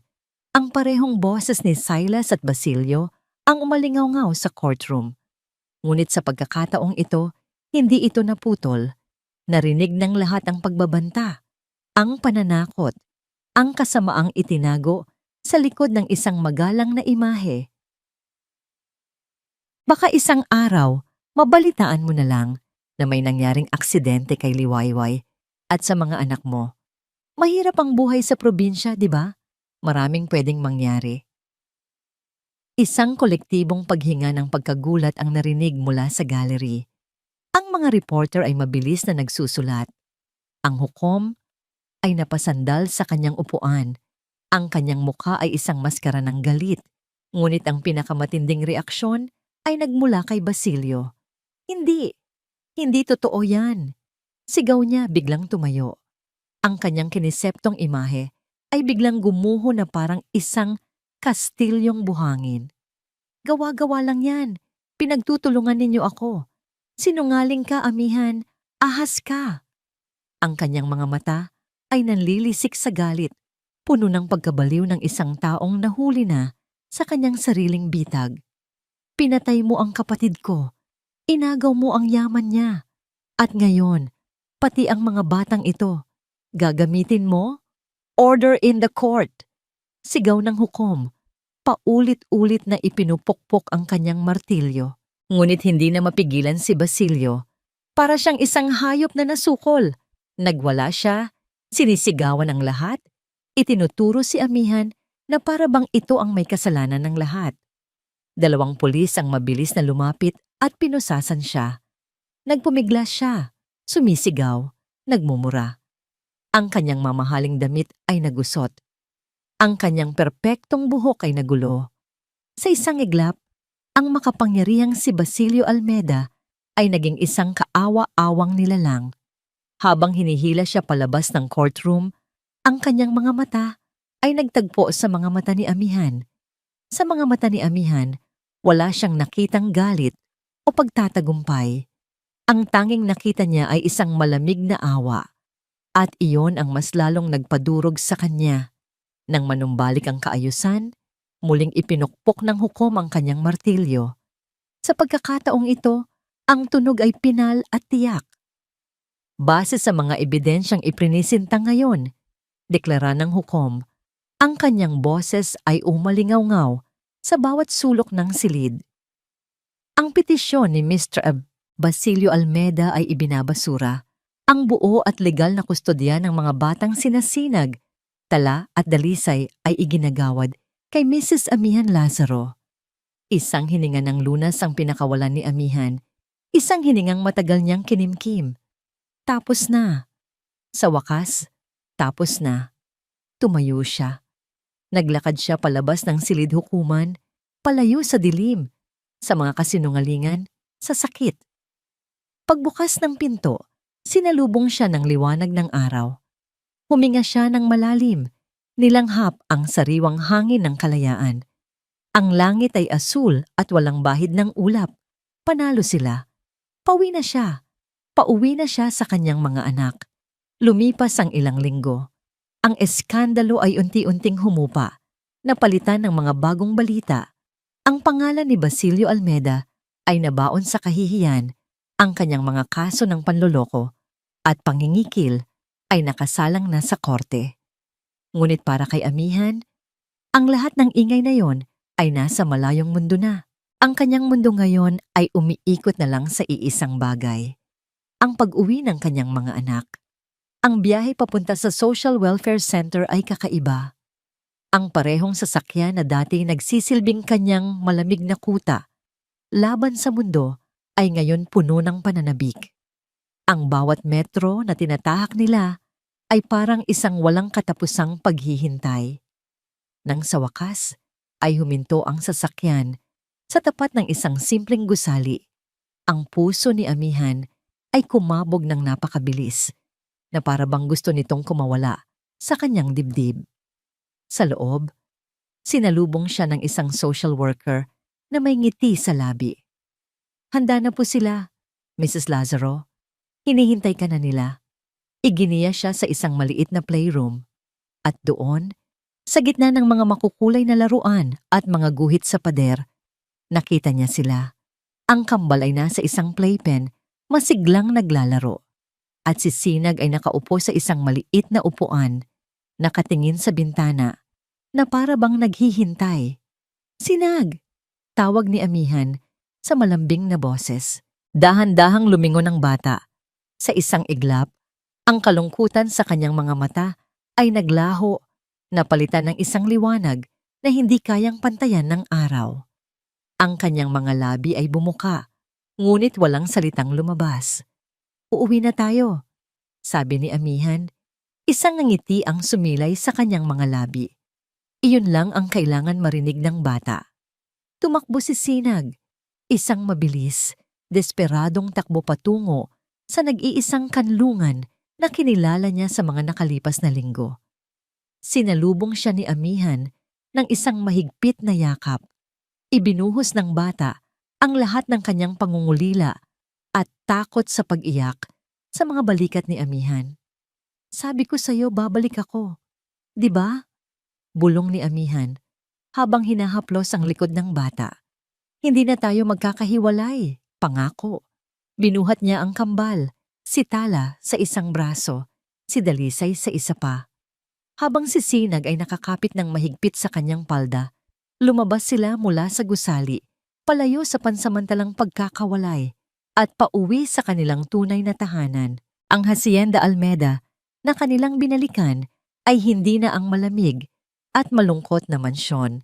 Ang mga bintana ay bukas. Pinapapasok ang liwanag at sariwang hangin. Ang mga bulaklak sa hardin ay tila mas makulay. Nang hapong iyon, umupo sila ni Sinag sa isang bench sa ilalim ng malaking puno ng akasya sa hardin.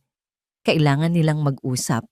Kailangang malaman ng bata ang katotohanan sa paraang maiintindihan niya. "Sinag," panimula ni Amihan, "may mga bagay tungkol sa nanay at tatay mo na dapat mong malaman." Tumingala ang bata. Ang kanyang mga mata ay puno ng kuryosidad. "Ang nanay mo, si Liwayway, at ang tatay mo, si Silas. Mahal na mahal nila kayong tatlo," sabi ni Amihan. Maingat na pinipili ang kanyang mga salita. Minsan, ang buhay ng mga matatanda ay nagiging komplikado. May mga desisyon silang ginagawa na mahirap intindihin. Pero isa lang ang sigurado ako. Gusto nilang maging masaya at ligtas kayo. "Nasaan na po sila ngayon?" tanong ng bata sa isang inosenteng boses. Isang kirot ang naramdaman ni Amihan. Nasa isang lugar na sila na payapa, kung saan binabantayan nila tayo. At kahit wala na sila dito, iniwan nila sa akin ang pinakamahalagang regalo, kayong tatlo. Yumakap si Sinag sa braso ni Amihan. "Kayo na po ba ang nanay namin ngayon?" Hinaplos ni Amihan ang pisngi ng bata. "Kung papayag ka." Isang mabilis na tango ang sagot ni Sinag. At sa simpleng kilos na yon, isang pamilya ang formal na nabuo. Nang gabing iyon, sa unang pagkakataon, ang malaking dining hall ng mansyon ay napuno ng tunog ng buhay. Ang kalansing ng maliliit na kubyertos, ang tawanan dahil sa natapon na juice. Ang kwento ni Sinag tungkol sa isang aso na nakita niya. Si Amihan ay nakaupo sa dulo ng mesa, pinagmamasdan silang lahat. Isang ngiti na hindi niya napigilang kumawala ang sumilay sa kanyang mga labi. Ang dating malamig na espasyo ay ngayon puno na ng init. Bago matulog, dinala niya sila sa kanilang bagong silid. Puno ito ng mga laruan at mga libro. Pinaupo niya silang tatlo sa kama at binuksan ang isang libro ng mga kwentong pambata. Sa isang boses na dati ginagamit niya sa pag-uutos sa mga board meeting, ngayon ay malumanay niyang binasa ang kwento ng isang prinsipe at isang prinsesa. Nang makatulog na sila, kinumutan niya sila isa-isa. Hinalikan niya ang noo ni Sinag, pagkatapos ay ang malambot na pisngi ng kambal. Ang bawat halik ay isang pangako ng pagmamahal, proteksyon, at isang bagong simula. Nang isasara na niya ang pinto, saglit siyang huminto at muling tumingin sa tatlong natutulog na anghel. Isang pakiramdam ng kapayapaan ang bumalot sa kanyang buong pagkatao. Isang kapayapaang matagal na niyang hindi naramdaman.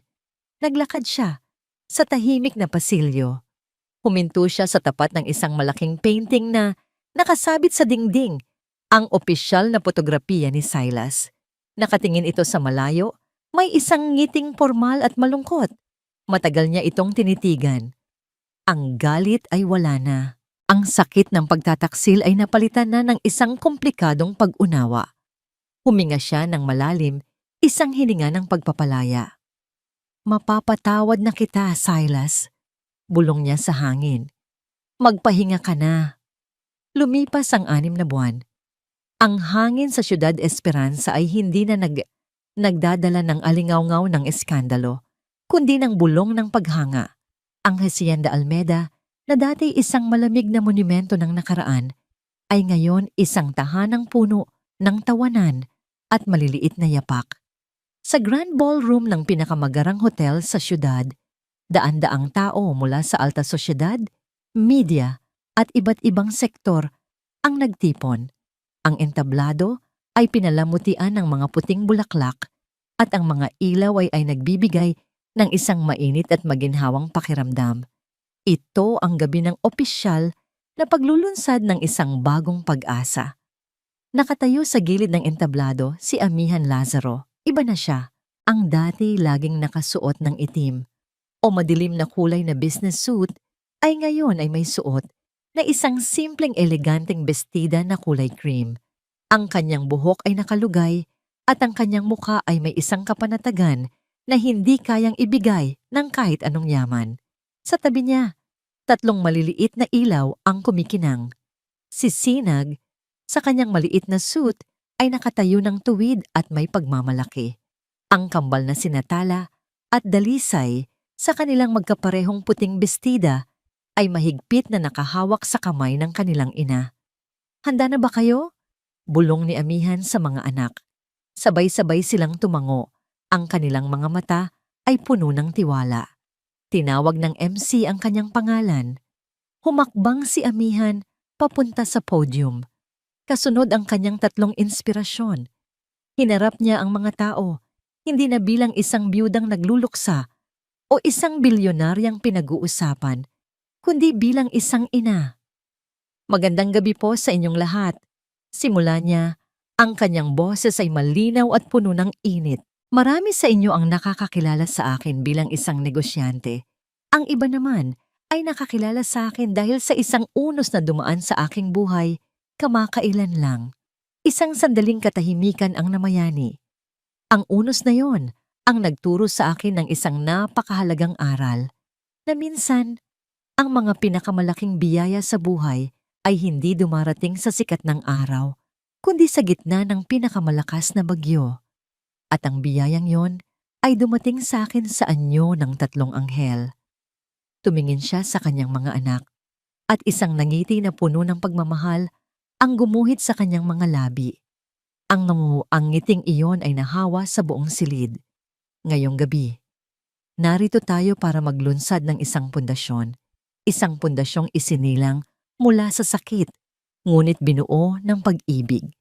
Isang pundasyong magbibigay ng suporta, kanlungan, at pag-asa sa mga nag-iisang ina at mga batang nawalan ng mga magulang. Huminga siya ng malalim.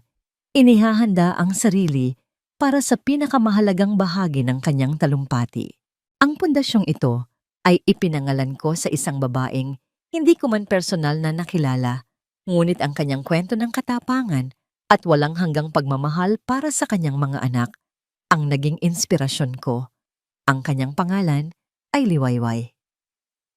Ilang bulungan ang narinig, ngunit hindi ito ininda ni Amihan. Ang kwento niya ang nagmulat sa akin sa isang katotohanan na matagal ko nang kinalimutan. Ang pagiging isang ina ay hindi nasusukat sa dugo na nananalaytay sa ating mga ugat. Ito ay nasusukat sa tibok ng puso. Ito ay isang pagpili, ang pagpiling magmahal mag-aruga, at ipaglaban ang isang bata, anuman ang pinagmulan nito. Tumingin siya sa bawat mukha sa audience. Ang pundasyon ni Liwayway ay isang testamento sa pag-ibig na yon, isang pangako na walang bata ang mararamdamang nag-iisa sila at walang ina ang mararamdamang wala silang kakampi. Hinawakan niya ang mga kamay ni Sinag at ng Kambal. Sila po ang aking pamilya at kasama nila, haharapin namin ang bawat bagong umaga ng may pag-asa. Ang buong ballroom ay napuno ng isang malakas at taos-pusong palakpakan. Nang gabing iyon, pagka-uwi nila, tahimik ang mansyon. Ngunit ito ay isang katahimikang puno ng kapayapaan. Pagod ngunit masaya, dinala ni Amihan ang mga bata sa balkonahe ng kanilang silid. Ang kalangitan ay kulay kahel at lila dahil sa papalubog na araw sa Ciudad Esperanza. Nakatayo sila roon, ang 4 na piraso ng isang basag na pamilya na muling nabuo sa isang kakaiba, ngunit perpektong paraan. Si Tala at Dalisay ay nakakalong kay Amihan, habang si Sinag ay nakayakap sa kanyang baywang. "Ang ganda po, inay," bulong ni Sinag, nakatingala sa langit. "Oo, anak, napakaganda," sagot ni Amihan, habang hinahalikan ang tuktok ng ulo ng bata. Pinagmasdan niya ang 3 bata sa kanyang mga bisig. Ang kanyang nakaraan ay puno ng sakit at pagkawala, ngunit ang kanyang hinaharap ay naroon mismo sa kanyang yakap. Puno ng maliliit na tawa, malagkit na mga halik, at walang katapusang pagmamahal. Hindi na siya si Amihan Lazaro, ang biyuda. Hindi na siya si Amihan Lazaro, ang CEO. Siya si Inay Ami, at iyon lang ang mahalaga. Magkasama na sila, at magkasama, haharapin nila ang bawat bagong umaga. Ang kwentong ito, mga minamahal naming tagapakinig, ay nagtuturo sa atin ng isang napakahalagang aral na ang tunay na pamilya ay hindi laging konektado sa dugo, kundi sa pag-ibig na pinipili nating ibigay. Ipinapaalala nito sa atin na ang pagiging isang magulang ay isang tungkulin ng puso at ang tunay na lakas ay hindi nakikita sa yaman o kapangyarihan, kundi sa tapang na protektahan at mahalin ang mga inosenteng kaluluwa. Kahit ano pa man ang sabihin ng mundo. Maraming salamat po sa inyong walang sawang pagsama sa amin sa paglalakbay sa buhay ni Amihan, Sinag, Tala at Dalisay. Naway napulutan ninyo ng inspirasyon at pag-asa ang kanilang kwento. Ano po ang masasabi ninyo sa naging katapusan ng kanilang laban? At anong uri po ng kwento ang gusto ninyong marinig mula sa amin sa mga susunod na araw? Huwag po kayong mag-atubiling i-comment sa ibaba. Ang inyong mga saloobin ay napakahalaga po sa amin. Hindi dito nagtatapos ang ating paglalakbay. Marami pa pong kwentong kasing ganda at mas puno ng aral dito sa aming channel. Kung nagustuhan nyo ang kwentong ito, i-like, i-share sa pamilya at mga kaibigan, at mag-subscribe na rin para lagi kayong updated sa mga susunod pa naming kwento. I-click nyo ang notification bell para kayo ang unang makarinig kapag may bago kaming upload. Pagpalain po kayo ng Panginoon, kayo at ang inyong buong pamilya. Hanggang sa muli, Kwento Audio.